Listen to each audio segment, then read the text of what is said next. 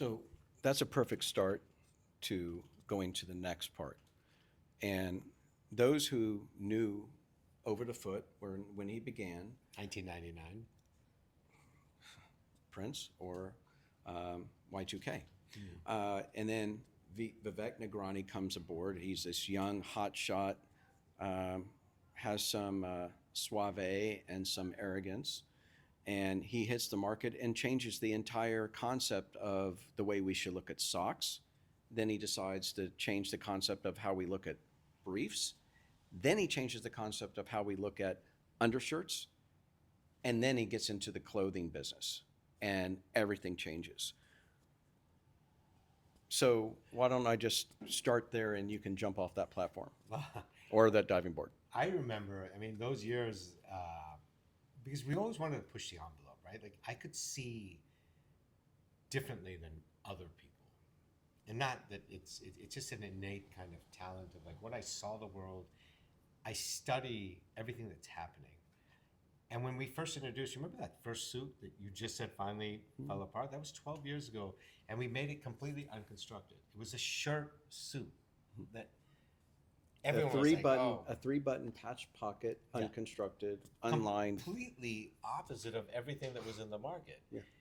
But the idea was, it wasn't that I created that. I looked back in time. That was the dinner suit. So you wore this suit to work. But when you went out to dinner, a gentleman would wear a more softer, casual suit because he's enjoying dinner and wanted to get away from his work suit. That's one thing. And then the next suit was this play suit, this suit that was completely unconstructed, felt like like literally like a shirt on you. But that was what its point was, and everyone mocked and ridiculed me. And where's the direction of suits today? Unconstructed, patch pockets. Does it sound familiar? I didn't create that. That was from the early 1900s.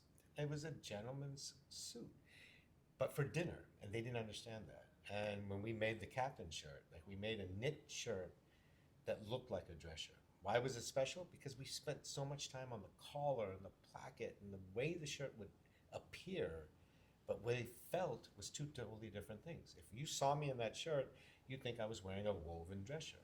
But when you wear it, you're wearing a knit, almost like a golf shirt. And that's how you should feel. Comfortable, easy, relaxed. Why do I want to be sweating all the time? Like, who likes that? Unless I'm in the sauna. Like, where else do you want to be sweating? So we go out of the 1990s into the 2000s, through the 2010s, and we're jumping to COVID. So we have 21 years that go by quickly. And you jump off the radar. Not only jump off the radar, you get off the radar, get off the map, and you're nowhere to be found. Your brand's gone. You decided to sell your company and sell your rights. Oh yeah, I'm sorry, Drew. It was true. I know, teary-eyed Drew behind the camera.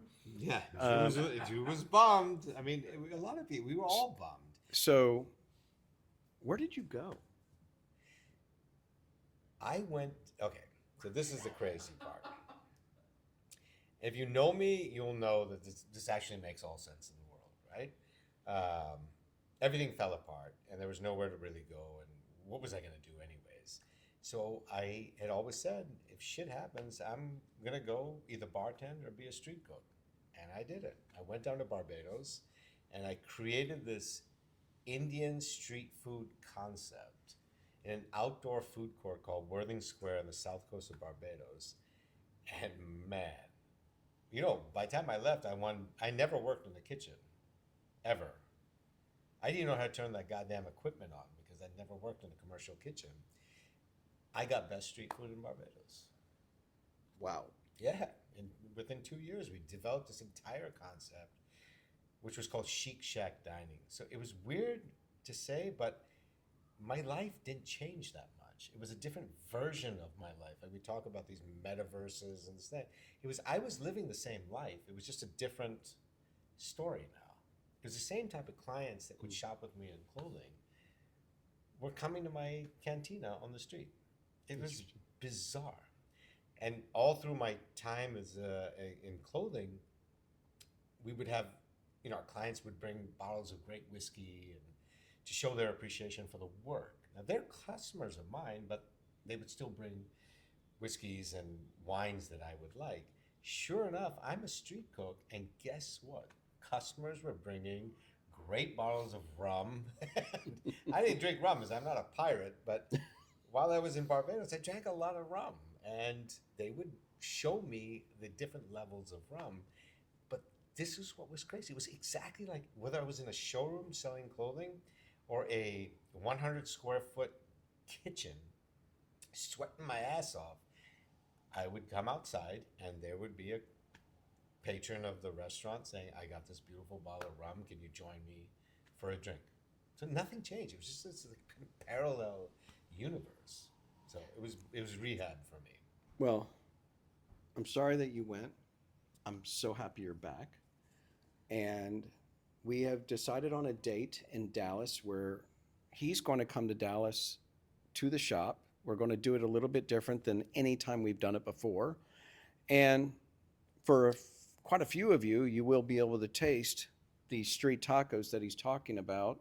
What was the name of the taco? The Thunderbird. The Thunderbird. It's a chicken tikka with our own custom-made sauces and garnishes and our own custom shells. So this is going to be fun. It's going to be very interesting because I don't think Dallas, who is Taco Central, is going to be ready for this because we're going to have Indian tacos Daddy's coming coming out. home, baby. I can't wait. I can't wait. It's going to be fun. And I'm going to cook for you guys, and then we'll talk about the clothing afterwards. But So as you can tell, we're looking to do this a little bit different in 2026 than we were in 1999 or the 2000s. And then the ball's in your court. yeah, I think this time more than ever. Like I said earlier, no one needs anything anymore. It's a casual environment.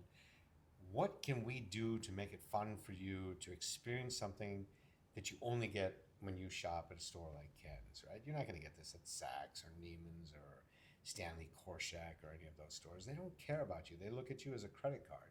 Here, we're actually trying to show that this is how you should be treated.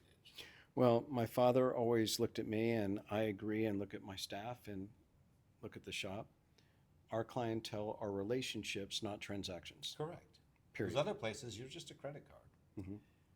Here, we're friends. I mean, you and I have been friends. I was friends with your father before even you were really actively involved in the business. Your dad was my no. buyer. No, Were you the buyer? I was the buyer. Oh, Jesus. No wonder we didn't do so well. I thought it was your dad. Jesus. I just look like Christ. him. Well, Hey, how much fun did we have I'm just in all happy. those times? I'm just happy to have you back. I'm And happy we're to going to be have back. some fun. And Yeah. we're going to meet you to a whole new slew of clientele that are now part of the I can't wait. man I shop. can't wait. And our haberdashery clientele that's been existing for a long time are going to welcome you back with open arms. This is going to be fun. I can't wait. I'm very fortunate, Corey, to all of you that have allowed me to even come back again and to be able to bring my work forth again in this new incarnation. It's a special feeling, and I'm blessed to be able to do this. And thanks to all of you guys helping me do this. It's going to be fun, and I'm going to deliver beyond. Well, I think I'm better than I've ever been. Everything I put on is a home run, and I don't lie to my clientele ever.